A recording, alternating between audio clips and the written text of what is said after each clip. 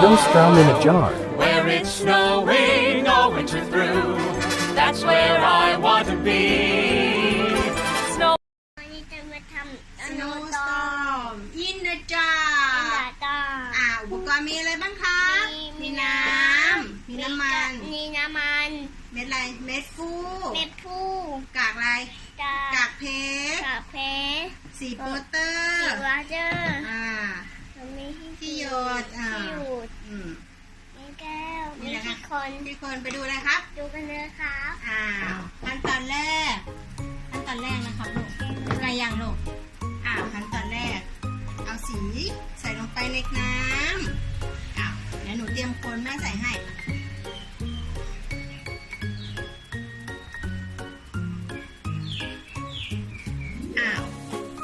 คนลูกคน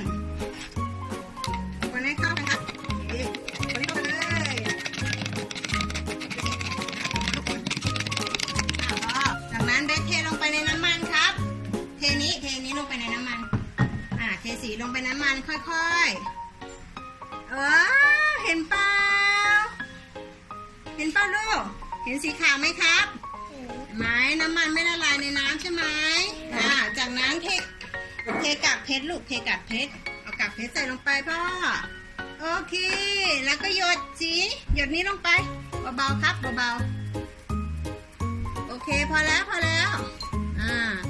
จากนั้นขั้นตอนสุดท้ายใส่เม็ดฟูทีละเม็ดลูกทีละเม็ดหยิบทีละเม็ดใส่ลง1ใส่อีกครับเราจะดูสโนว์สตาร์ว้าวเบสดูเห็นเปล่า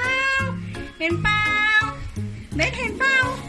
เบสก้มดูเร็วเห็นเปล่าสวยเปล่าพอแล้วครับพอแล้วอีกอันนึงพอแล้วลูกว้าวเบสดูนู่นเบสดูพ่อสวยไหมเบสเห็นสโนว์สตาร์ไหมคะเห็นไหมลูกเห็นเปล่าเห็นไหมมันเกิดปฏิกิริยาจากเม็ดฟูนะคะผสมกับน้ำมันนะสวยไหมตัวเด็ก เบสเห็นสโนว์ไหม เห็น ลูกไลท์สโนว์ไหม ตัว it says snowstorm in a jar สวยไหมครับ แม่ทำไมมันเป็น เดี๋ยวแม่ลองใส่ให้อีกอันนึงไปดูไปใส่อันนึงมาลูกทีละอันพอแล้วอีกอันนึงพอแล้วไปดูเบสก้มดูแล้วสวยไหมครับสวยไหม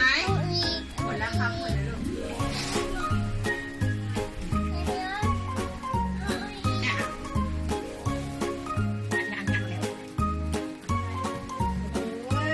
สวยเลย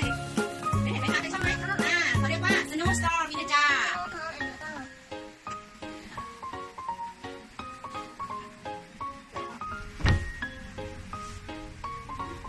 บ๊ายบายก่อนเร็ว บายอย่าลืมอะไรนะ อย่าลืมกดไลค์กดแชร์นะครับ